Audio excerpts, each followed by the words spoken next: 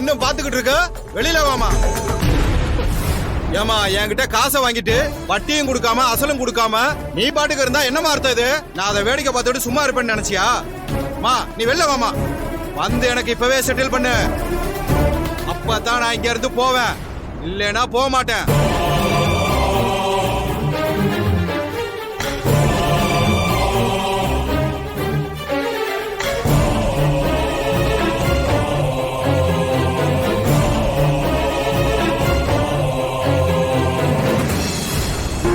ஏன்பா இப்படி ரோட்ல நின்னு அசிங்கமா கத்திக்கிட்டு இருக்கீங்க? எல்லாரும் சுத்தி நின்னு வேடிக்கை பாக்குறாங்க. எதா இருந்தாலும் உள்ள வந்து பேசுங்க. வாங்கின காசை திருப்பி கொடுக்க வக்கில்ல. நான் வெளியில நின்னு பேசுனா உனக்கு மானம் போகுதா?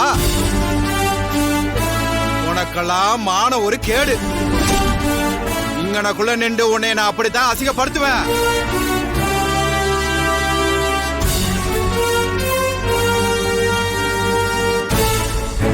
நீ என்கிட்ட வாங்கின காசை வட்டியோட கொடுத்துரு.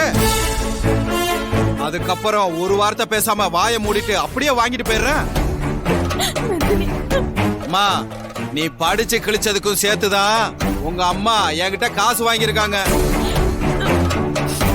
ஏமா நீ வேலைக்கு போய் கடன் அடைப்பேன்னு நான் நினைச்சுக்கிட்டு இருந்தா நீ என்னடானா கல்யாணம் பண்ணிட்டு போக போறியாம என் காசை எவங்கிட்ட போய் கேப்பேன்?